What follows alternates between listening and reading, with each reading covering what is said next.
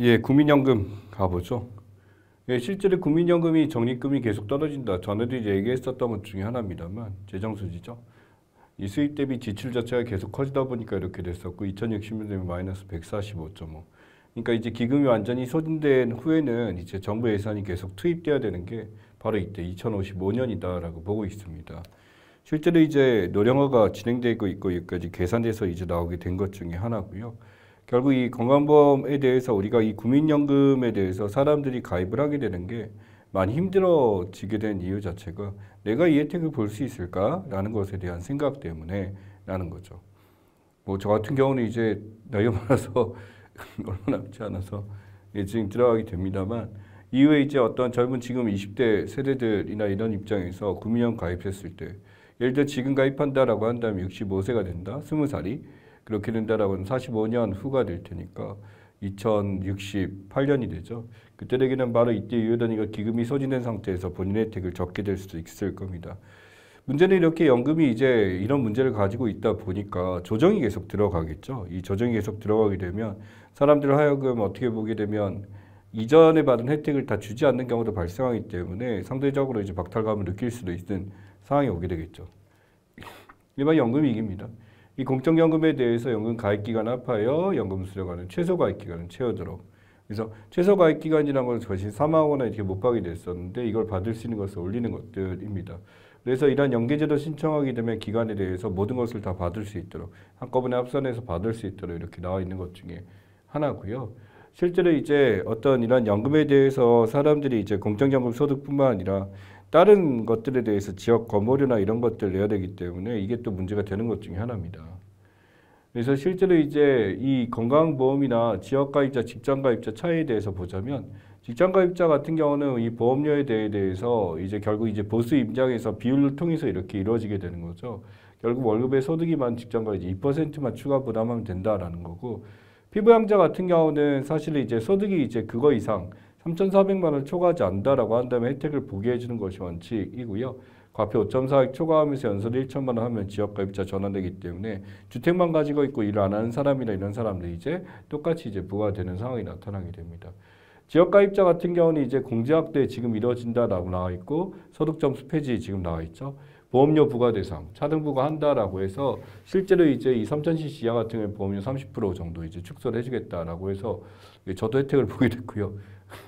예, 최저보험료 기준도 이제 변화했죠. 100만 원이 월 14,650원 해가지고 이거 이상 336만 원 이하 같은 경우는 15,500원 하기 때문에 이렇게 됩니다만 뭐 실제로 이제 나오는 금액 보게 되면 저 같은 경우는 이제 지역가입자, 직장가입자가 아니에요.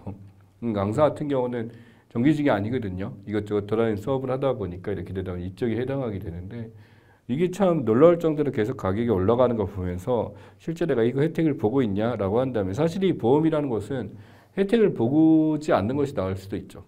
왜냐하면 건강보험 혜택을 본다라는 것은 제가 이제 아픈 거죠. 예, 아프기 때문에 병원에 입원을 해야 되거나 이런 상황일 때 많이 혜택을 보는 거기 때문에 어떤 그런 것을 대비해서 낸다라는 차원에서 우리나라 건강보험은 굉장히 다른 나라에서 시스템이 좋은 거고요. 굉장한 전문직에게 우리가 5천 원 정도의 돈으로 이제 진료를 받는다라는 의사에게 전문직 의사에게 받는다라는 것은 다른 나라에 비해서 어떤 서비스 비용 자체가 굉장히 저렴한 편에 속하는 것은 사실입니다. 다만 이러한 건강보험 자체가 이제 좀 더 투명하게 이루어질 수 있도록 그리고 소득 중심으로 건보료가 제대로 이루어질 수 있도록 바꾼다라는 것은 항상 나왔던 얘기고 이번 대통령도 똑같이 이제 공약에서 제시했던 내용이니까 변화가 있을 거다라고 생각을 합니다. 자, 미국과 중동의 평화 구상이라고 나왔습니다만 예루살렘 이스라엘 지역이죠. 이스라엘 지역에 대해서 이 팔레스타인과 지금 굉장히 투쟁이 있었던 것 중에 하나고 팔레스타인이 공습을 미리 예고한 상황에서 실제 건물을 투하하는 장면이 그대로 영상에 찍혀갖고 굉장히 유명하게 된 것들이 있었습니다. 또한 이제 이 보복 로켓이나 이런 것들에 대해서 이스라엘 역시 이제 강경하게 싸우겠다라고 지금 얘기를 한 거죠. 그러다 보니 이제 팔레스타인에 대해서 동예루살렘의 국가 건설을 해주겠다라는 것에 대해서 요청을 하고 있습니다만 이게 이스라엘에 너무나 유리하게 된 상황이다라고 하게 됨으로써 지금 문제가 되고 있고 원래 이 지역에 살고 있었던 사람 팔레스타인 사람들이었죠. 이스라엘이 엑소더스를 통해서 이쪽으로 이주해서 살게 됐었고 결국 여기에 살고 있었던 팔레스타인 지역에서는 본인의 나라인데 왜 우리가 이거 눈치를 보고 해야 되냐라는 상황에서 지금까지 다툼이 있었던 사례가 여기에 해당되게 됩니다. 이게 바로 이상리 이스라엘 최장성 네타냐후인데 지금 굉장히 이제 그 시위가 많은 상황이에요. 이 대규모 반정부 시위나 이런 것들이 굉장히 커지고 있는 상황인데 이 사법개혁이라고 했었죠. 기본적으로 이제 이스라엘 자체에 대해서 굉장히 이제 보수적으로 이제 접근을 하게 되고 이런 상황이 나타나다 보니까 이런 사법부 무력 시위에 대해서 무력화된 것에 대해서 이것을 막아달라라고 하는 것 중에 하나입니다. 기본적으로 이제 본인이 이제 사법부 무력화를 시키고 총리 연임에 대해서 이제 지속적으로 하겠다라는 것인데 여기에 대해서 이제 정부에서 굉장히 이 가는 사람들이 반대를 하고 있는 입장이죠. 보시다시피 강경 보수파에 속한 사람이고요. 이 보수파 중에서도 굉장히 강경한 쪽에 속한 사람이라서 기존에 있었던 이제 이스라엘 사람들 입장에선 처음에선 굳건하게 자기 나라를 지켜주겠다라는 입장인데 막상 자기네 국민들에 대해서도 똑같은 행위를 취하다 보니까 문제가 됐습니다. 헤즈볼라 같은 경우는 지금 이제 보다시피 헤즈볼라 대원들 지금 나와 있죠. 이 레바논에서 있는 무장 투쟁 조직에 대한 얘기고요. 실제 이제 시아파에서 이제 지원을 받고 있는 사람들 중에 하나입니다. 우리 이슬람 전투 대원들 하게 되면 무슨 뭐 그 후드 쓰고 전부 다 이럴 거라고 생각하는데 보시다시피 야간 투신경부터 굉장히 강력한 무기들을 많이 가지고 있어요. 그래서 여기 보시면 방탄조끼나 기타 등등 박격포라든지 다양한 무기들을 가지고 전투력 자체가 굉장히 높은 쪽에 속하는 것 중에 하나입니다. 실제 이제 레바논에서 이제 헤즈볼라 하나의 무장단체를 이제 인정을 하게 됨으로써 실제 활동하고 있는 것 중에 하나고 이란 헤즈볼라로부터 이제 레바논에서 바로 이제 헤즈볼라를 중심으로 이스라엘에 이제 로켓 폭격을 지원하고 팔레스타인의 로켓 폭격을 지원하게 된 거죠. 이게 바로 지금 이스라엘 현 상황입니다. 시위예요. 이스라엘 이제 네타냐후 총리에 대해서 반대하는 시위고 우리 이제 보자면 이 사법부 우리와 반대 시위에 대해서 지금 보다시피 이렇게 나와 있습니다만 우리 촛불 집회 그 이상으로서 사람들이 이렇게 많이 몰려 있는 것을 보이게 되죠. 이게 바로 이스라엘의 지금 현 주소입니다. 지금 이 네타냐후 정권에 대해서 이제 부패나 이런 기타 등의 여러 가지 다양한 문제들에 대해서 이것을 이제 저항하겠다라는 사람들의 모습이고 결과는 어떻게 될지 지켜봐야 될 것 같습니다만 이 시위 자체가 단순히 사법부 무력화에 대한 저지뿐만 아니라 총리 자체 연임에 대해서 반대하는 사람들의 모임이기 때문에 판단은 이후에 나오겠죠. 자, 챗GPT에 대한 이야기입니다. 예, 이제 실제로 질문했을 때 답변하는데 큰 언어 모델이다. 대화 권력 사용할 수 있다. 쉽고 답하는 것이 친절하다. 이 질문하는 형태가 굉장히 이제 유연하게 돼 있죠. 향후 어떤 영향을 미칠까라고 했을 때 효율적 작업이 가능하다. 대화 시스템 발전한다.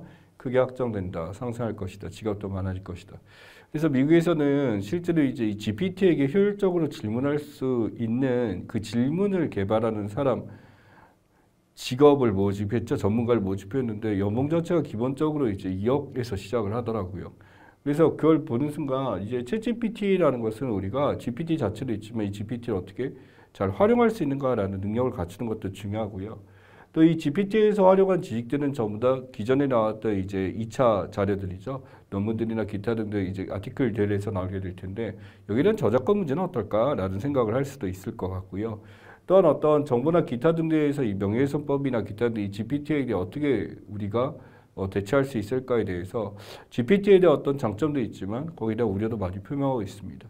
개인적으로 지금 챗GPT에 대해서 활용을 잘 하고 있거든요. 저 같은 경우는.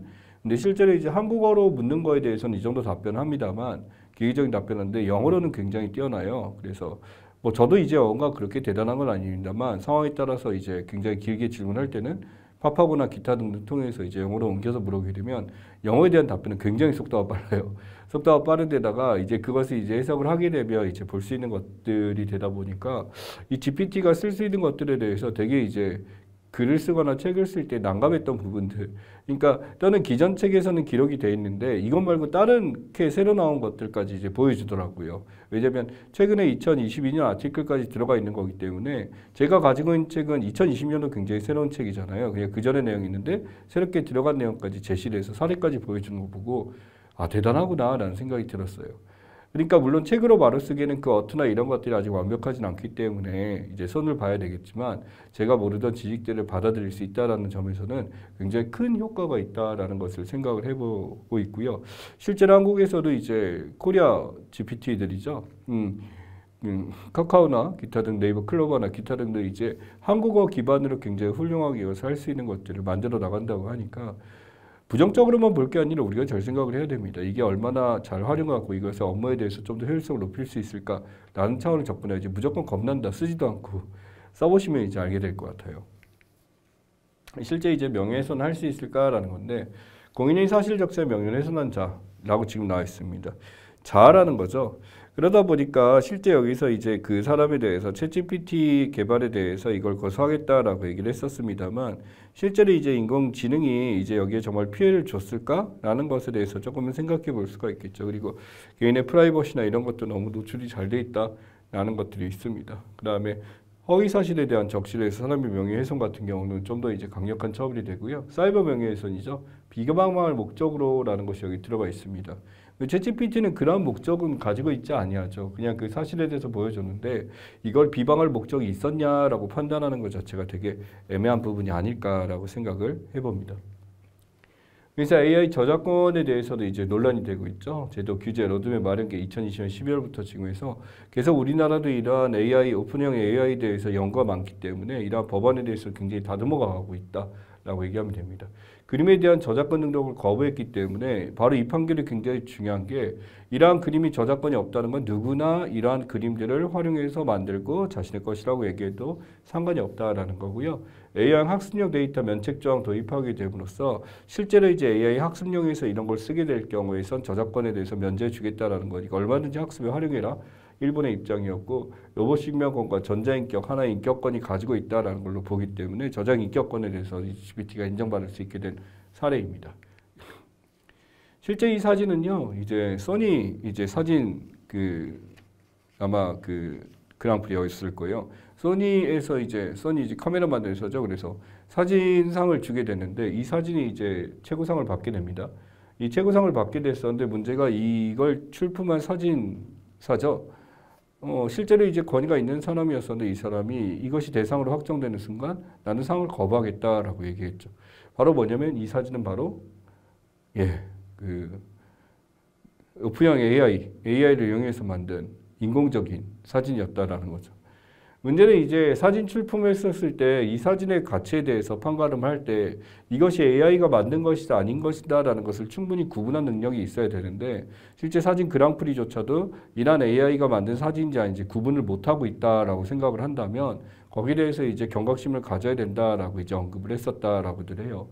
그러니 이 사진이 갖고 있는 함의는 뭐냐면 이 사람은 자신이 이제 그냥 상을 받는 것이 아니라 AI가 만들어낸 사진을 구분할 수 있는 능력을 갖춰야 어떤 그랑프리나 이런 것을 진행할 수 있는 능력이 필요하다는 것을 환기한 어떤 사례 중에 하나가 된 거죠.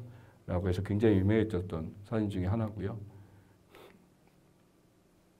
코GPT입니다. 실제 우리나라 카카오에서 이제 만들어진 게 코GPT의 사례인데 실제로 이 챗GPT에 대해서 지금 다양하게 만들고 있습니다. 마이크로소프트가 우리나라에서도 만들어지고 있는데 이러한 것들이죠.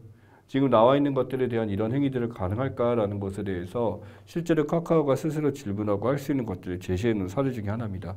아마 이것뿐만 아니라 네이버도 그렇고 나름대로 이 AI가 필요한 사람들이 원하는 것이 무엇인가에 대해서 잘 보여주지 않을까. 이런 거대 언어 모델들을 지금 이제 박차를 가하고 있는데 되게 신기한 거는요. 쓸 때마다 일주일마다 그 속도가 더 빨라진다는 게 굉장히 신기했어요. 예.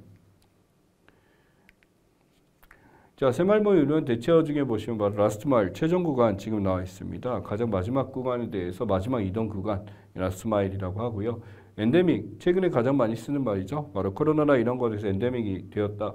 특정한 지역에 주기적으로 발생하는 병으로서 이제 코로나를 구분하게 됐고 이러한 코로나를 경계하는 데 대해서 일부 병원, 약국 이런 데 제외하고서는 전부 다 이제 그런 것을 이제 풀어주겠다라고 하는 게 엔데믹으로 이제 규정되게 됨으로써 나타나게 된 거죠. 그래서 팬데믹에서 이제 에피데믹, 팬데믹의 전 단계 정도고요. 팬데믹 굉장히 강력한 상황이고 여기서 엔데믹 단계가 됐기 때문에 우리가 이제는 일상회복으로 이제 가고 있다. 이런 마스크를 벗고 생활하는 거에서 굉장히 편안하게 됐었다라고 보시면 되죠. 그러더니 코로나19 진료소나 이런 데가 굉장히 한산한 사진도 나와 있습니다만 이전과는 많이 바뀐 사례 중에 하나다라고 볼 수가 있어요. 그래서 엔데믹 이후에 바뀐다라고 한다면 음식 배달 포장 같은 거 많이 떨어질 거다. 실제로 이제 많이 이제 여파를 받고 있죠.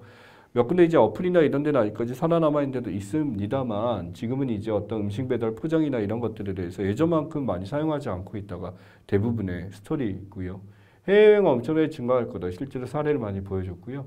국내 여행 그다음에 영화 관람. 우리가 이제 이전에 코로나 시절에 우리가 즐기지 못했던 걸 증가합니다만 코로나 시즌 동안 우리가 했었던 게 비대면 모임이나 홈술, 집에서 먹는 것들이 나가서 많이 먹을 거다라고 이제 얘기를 하게 되는데 실제로 이게 매출이 증대된 데도 있습니다만 조금 이제 약간 아쉬운 데도 많이 있었다라고요. 이때까지 버텨왔었는데 안타깝습니다만 나가서 먹으라를 장려한다라기보다는요. 그래도 이제 예전에 못 해봤던 것들 한 번씩 우리가 시도해보고 예전처럼 일상을 즐기는 것도 일상을 즐긴다는 게 이렇게 즐거운 거구나라는 것을 인식할 기회가 있으셨으면 좋겠습니다. 자, 그 다음에 간추린 뉴스 지금 살펴보면 부산 지금 나와 있죠. 부산이 바로 여기 보다시피 엑스포 실사단이 방문해가지고 실제 엑스포에 대해서 진행할 2030 엑스포에 대해서 이제 진행할 것에 대해서 그때 나왔던 PPT 자료에 해당하게 됩니다. 그래서 준비된 도시다. 세계 9위 국제도시. 아시아 사회 엄청나게 크고요.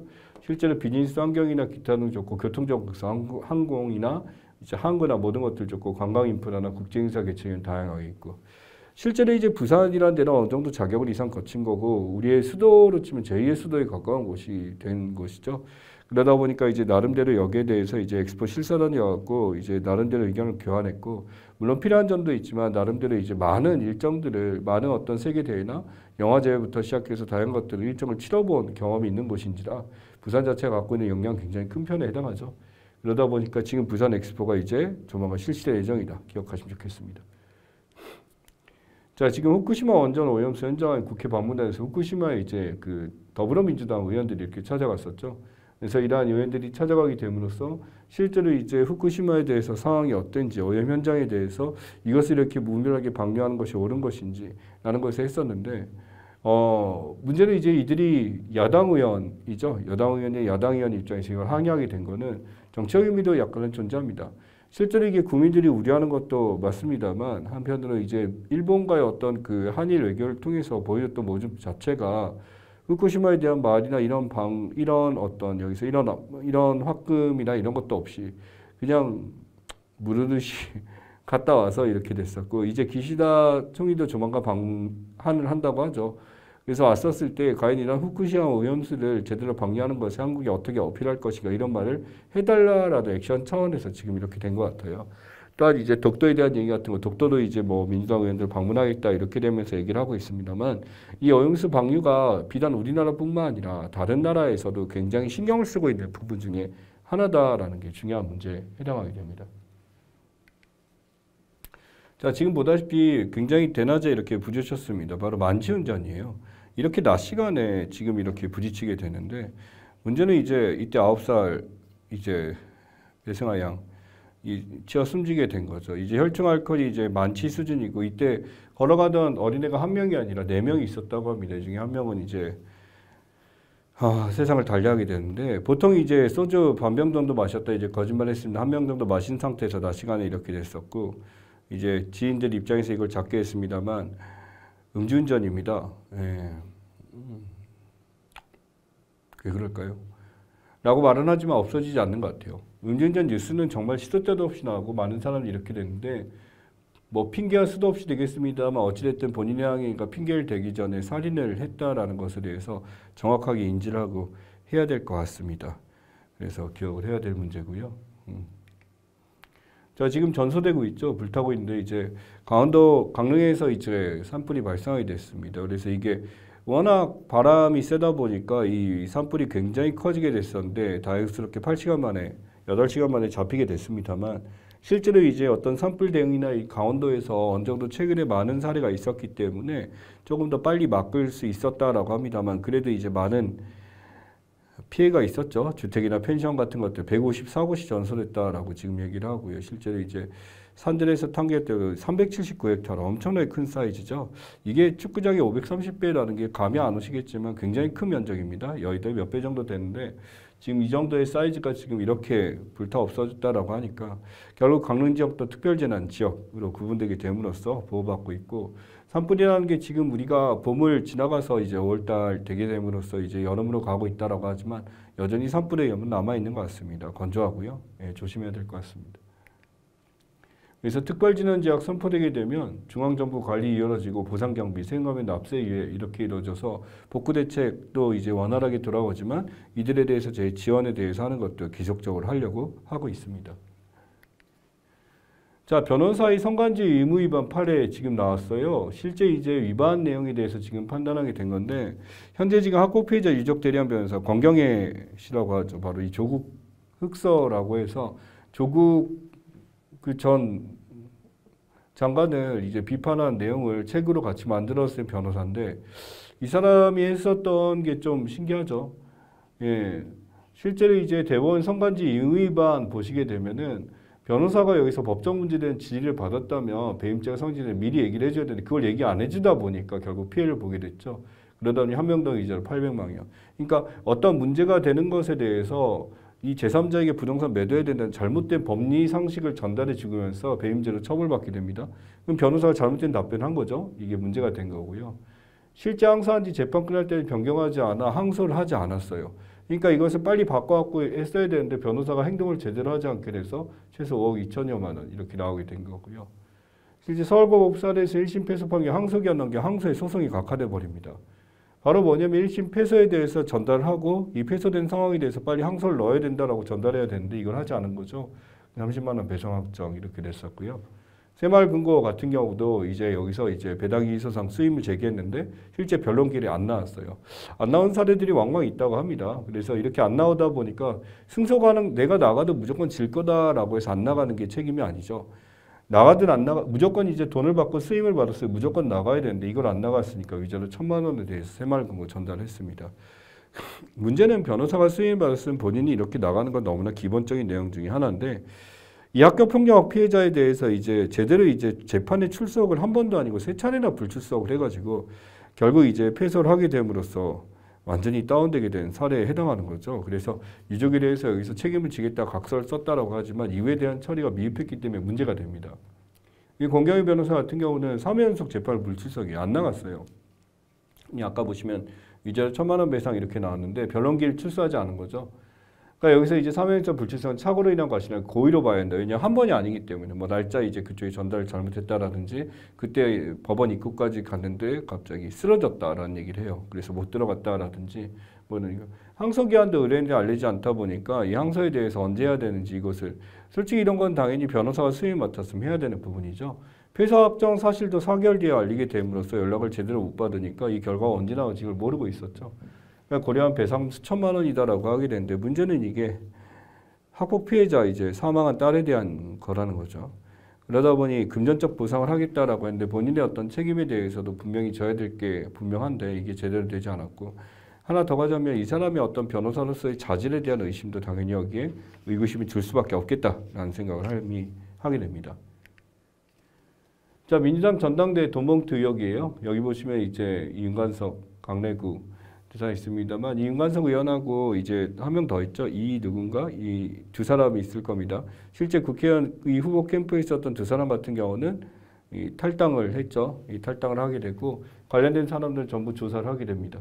이제 민주당 의원에 대해서 이윤관석과 이정근이라고 해서 이정근이라는 사람은 이제 여기 보면 사무부총장이라고 하는데 실제 이제 돈을 가져온 사람이다라고 하죠. 이 강래구라는 사람이 실제로 이제 돈을 가져오게 되면서 총 9,400만 가져와서 그때 전당대회 때 송영길 이제 전 대표죠. 이 사람을 이제 뽑아달라고 해서 너무 돌렸고 그때 제가 알기로 굉장히 박빙이었어요. 그러니까 이제 표에 대해서 막 압도적으로 앞서 나간 것이 아니라 정말 몇 퍼센트 차이로 간사한 차이로서 이제 올라간 거기 때문에 이런 돈봉투임이 있었냐라는 것에 대해서 굉장히 이제 민감할 수밖에 없는 것 중에 하나죠. 그러니까 지지세 유죄는 돈을 뿌릴 필요가 있다라고 해서 돈을 줬었고 권리당원 포스프하고 현금 제공하게 됨으로써 문제는 이게 어떤 국민의 대표를 뽑는 것보다 당 선거 안에서 이루어진 거기 때문에 이게 처벌이 가능한가라고 하지만 어찌됐든 간에 돈으로서 선거를 이기게 된다라는 것을 하게 된다라고 한다는 것은 그 누구도 좋아할 사람이 없는 것은 분명할 겁니다. 자, 이극감염병 엠폭스예요. 이 팔다리 쪽 수포에서 점점씩 계속 늘어나고 있는 상황입니다. 두통이 있는데 가장 중요한 게 발진이 있다라는 거예요. 팔다리 쪽하고 머리에서 발진이 있기 때문에 뭐 겨드랑이 사이부 이런 데 앞통 이제 굉장히 느는 힘이 있는데 문제는 이게 이 원숭이 두창이고요. 이게 사망까지 굉장히 늘어나고 있다라는 점에 대해서 했는데 6번째는 지역사회 감염이 이제 하게 됨으로써 아직까지 이제 안 없어지고 있습니다. 굉장히 조심해야 되고 이게 뭐 지역사회다 보니까 이제 일정이 이제 수도권 사람 많은 데까지 아직 올라온 건 아닙니다만 조심해야 될 것 중에 하나죠. 그래서 2급 감액부와 엠폭스 원숭이 두창 개념에 대해서 기억하고 가시면 좋겠습니다. 자, 검수안박법이라고 나왔죠. 효력유지 판결에 대해서 입법 절차에 문제가 있다라고 이제 결국 헌재에서 지적을 했습니다. 그래서 법사위원장에서 인용을 하겠다라고 하게 됨으로써 했는데 여기서 보면 무효확인 청구가 들어갔죠. 근데 기각됐습니다. 국회법 위반 없었다. 권한침해 기각 이뤄지고 권한침해양자 수사권 축소에 대해서 각각 나왔습니다. 다만 헌법의 입장에 대해서 검사에게 수사권을 검사에게 부여한 것을 해석하기 어렵다. 쉽게 해서 수사권에 대해서 검찰이 이제 수사를 한다라는 것에 대해서 헌법이 그렇게 나와 있느냐? 그렇지 않다라는 거죠. 그래서 이 권한쟁의 심판 청구에서 이걸 각하시키기엔 사리고요. 다만 이제 여기서 문제를 두고 있는 것은 입법 절차 자체에서는 조금 더 무난하다라고 하지만 법사위원장의 권한이나 기타 등등에 대해서는 검수안박법에 대해서 가결된 것 자체에서 문제가 없는데 입법 절차의 문제점은 보인다 정도까지만 했습니다만 효력은 발동할 수 있다라는 것을 인정할 수가 있겠죠. 자, 벚꽃입니다. 서울기상 관측소에서 얘기한 거에 비해서 윤중로에 대한 얘기 나왔는데 이 개화 일자가 전부 다 굉장히 빠르다는 게 특징이에요. 여기 보시면 실제로 이제 개화 일자에 대해서 예측한 거에 비해서 관측소가 지금 했더니 이전에 비해서 사례 전부가 이 3월 초에 지금 이루어지고 4월에 이루어지고 하다 보니까 이 벚꽃 개화가 전부 다 빨라지게 됐습니다. 둘째 주 이제 개최 일정을 다 잡았었는데 전부 3월로 지금 나오고 4월 초가 가장 마지막에 이루어진 거죠. 그러다 보니 벚꽃 없는 벚꽃축제라는 말이 올 정도로 이렇게 됐었고요. 실제로 이제 벚꽃이 피다가 냉해를 입어갖고 금방 떨어지게 되면서 벚꽃을 제대로 못 본 경우도 발생하게 됐습니다만 실제 이 벚꽃이 빨리 피게 되면 문제가 이제 이 봄이 빨리 왔나? 이제 우리 인간들의 문제가 아니라 동물들 입장에서는 이제 겨울잠을 자거나 이렇게 됐었을 때 실제 꽃이 피는 시기와 동물들이 깨어나는 시기가 일치하지 않게 됨으로써 나타나는 문제가 이뤄진대요. 일종의 공지나 같이 이제 움직이고 같이 이동해야 될 텐데 너무 지구온난화가 돼서 빨리 피다 보니까 다른 덕에 미치는 영향도 굉장히 커지게 됐다라고 얘기를 합니다. 손흥민 선수죠. 예, 지금 보다시피 260 게임에 나와서 100골 터뜨렸고 3개의 해트트릭, 그 다음에 50개의 어시스트. EPL 100골을 하게 됨으로써 이렇게 됐었고 실제로 이제 손흥민이 34번째다 지금 나와 있고요. 통산 50도움 이런 것도 19번째. 하게 150 클럽에까지 들어가게 됩니다. 결국 이제 8배 시즌에 하게 됨으로써 손흥민이라는 사람이 어떤 써가는 역사, 지금 이 사람이 하나하나 넣을 때마다 또 다른 새로운 역사가 써져 있다라는 거고요. EPL 100골 손흥민 기억해 주시면 좋겠습니다. 자, 그 다음에 여기 보면 광진교육 나와 있죠. 광진구입니다. 바로 어린이대원 근처에서 뭐가 있으면 얼룩말 탈출이에요. 길가 이제 신기하게 쳐다보죠. 이렇게 되는데 아침에 얼룩말이 이렇게 지금 보입니다만 실제로 굉장히 얼룩말이요. 보기에 비해서 난폭한 성격을 가지고 있다라고 합니다. 사람 물기도 하고요. 예, 이렇다 보니까 실제 애가 이제 나이가 좀 그렇게 많은 애는 아니었다라고 하게 되는데 얼룩말이 골목길을 걸어오니까 사람들 입장에서 굉장히 신기한 일이죠. 관리가 제대로 안 돼서 이렇게 나온 거고 지금은 이제 나폴에서 잡았습니다. 그래서 마취총을 받고 이제 잡힌 상태인데 관리를 철저하게 해줘야 되겠다. 우리 굉장히 신기하게 보고 있는 거. 솔직히 신기하죠. 우리 옆에 얼룩말 그렇게 지나가 있으면 눈치 많이 보겠죠. 그렇죠? 자, 그 다음에 이게 강원도 산불에 대해서 굉장히 많이 있었어요. 산불 53건 동시 발생하게 되면서 많이 있었는데 이 강원도 이제 김진태죠. 예, 김진태 이제 강원도 청장의 모습입니다만 실제로 이제 지자체장 입장에서는 산불이 난 것에 대해서 당연히 여기에 대해서 관리를 하고 시민들의 목숨이나 이런 안전을 책임져야 되는 게 당연합니다. 근데 문제는 이 사람이 지금 이러한 상황에서 어떻게 됐냐 했더니 이 식목일 행사 간 다음에 정겨 춘천일행에서 골프 행사에는 골프를 했다라는 사례가 지금 나온 거죠. 문제는 이때 산불 때문에 완전히 이제 도청 안에서는 굉장히 이제 난리가 난 상태였고 이 사람 여전히 여기서 골프 치면서 이제 그런 얘기도 듣지 않고 있다가 나중에 이제 굉장히 욕을 먹게 된 사례가 있습니다. 비단 이 사람뿐이었을까요? 여기 보시면 이제 얼굴이 시뻘개져서 있습니다만 이 청주죠. 이제 충북도청에서도 그 당시 산불이라서 문제가 되고 있는데 이때 그냥 사람들 모임에서 그냥 한잔 했을 뿐이다라고 하는데 얼굴이 시뻘개진 거 보니까 그때 이제 전 인원들한테 전부 폭탄주를 돌려갖고 마신 상황이었다라고 얘기를 합니다. 결국 이러한 산불이 났을 때 책임은 누구한테 있느냐라는 것에 대해서 이 산림청이나 이런 데서 굉장히 노력을 하고 열심히 노력을 하고 있습니다만 적어도 이런 것들에 의해서 국민들이 지금 어떤 생명이나 이런 것에 위협을 받을 수 있는 상황이다라고 생각한다면 당연히 이것을 준비하고 해야 될 것은 그 지자체장들의 몫이 아닐까라고 생각을 해봅니다. 자, 그래서 실제 이제 우리 문제 한번 살펴보도록 하죠. 예, 첫 번째입니다. 1번 미국 국가안보위 사용하고 정보 분석 소프트웨어 서버로 수입된 초기 정보 조합 분석 유의미한 자료로 만든다. 실제 이 정보에 대해서 이제 다양하게 프리즘 프로젝트라고 표현했었죠. 여기서 시행됨으로써 이제 존 스노든이 여기서 이걸 얘기하게 됨으로써 다양한 도청 감청이 이루어지고 있고 이것을 만들어내고 있어 라는 것이 알려진 사례입니다. 2번 마약 범죄에 대한 상한적 불안한 정부당 지자체 등은 이것을 설치해 관련 범죄 엄청 대응하겠다. 이 마약에 대해서는 마약에 대한 범정부 특별소송부 특수본이죠. 범정부 특수본에 대해서 지금 얘기한 거고 특히 마약 범죄에 대해서 나름대로 경찰 쪽에서도 매우 신경을 쓰고 있다라고 합니다만 당연히 신경 써야죠. 청정구역이란 거에 대해서 마약 수사가 없진 않았습니다. 그렇기 때문에 이것을 많이 뿌리 잡았는데 지금은 그 잡는 것에 비해서 너무나 쉽게 퍼지고 있고 이게 어떻게 보면은 기기나 매체의 발달들이 커지다 보니까 당연히 막아야 될 부분이죠. 3번 초과생산 쌀 전체를 정부가 의무적으로 수매 쌀가게 안정하는 골자로 한 이것이 국회 제출에 불결했다. 양곡 관리법에 대한 이야기죠. 결국 이제 대통령이 여기서 거부권을 행사하게 됨으로써 통과가 안 된 것 중에 하나입니다만 이 양곡관리법 개정안에 대해서 안 했다라는 것은 그만큼 이제 농민들에 대해서 뭔가 있어야 될 텐데 모르겠습니다. 4번 이것은 통합재정수의 국민연금 등 4대 보장성 기준 차감한 것으로 정부의 실질적인 재정 상태. 그래서 실제로 우리가 이걸 볼 때는 관리재정 수지를 봐야 된다라고 하죠. 그래서 우리가 알고 있는 기금을 제거하고 그래서 통합해서 이러한 보장성 기금을 빼버리게 되면 관리재정으로 바뀌게 되니까 정부의 실제 재정은 여기에 해당한다라고 파악하시면 됩니다. 정부는 학교폭력 피해 당한 학생 요청 시 가해 학생 대상으로 출석 정지나 학급 교체 처분할 수 있는 이것을 부여할 예정이다. 일종의 어떤 재량권에 대한 얘기인데 이 재량권을 뭐라고 하냐면 이러한 가해 학생과 이 피해 학생을 떨어뜨릴 수 있는 분리시킬 수 있는 분리 요청권에 대한 이야기입니다. 실제로 이제 교육청 입장에서 몇 군데에서 이름은 다르지만 이러한 형태로 강원도라든지 몇 군데에서 시행을 했던 데가 있고요.